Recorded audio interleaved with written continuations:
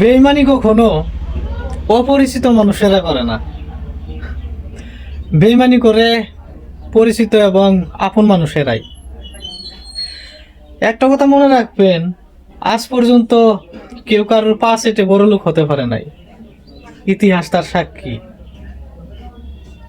হ্যাঁ, দু একজন হয়েছে, কেবল হাতে গোনা মাত্র।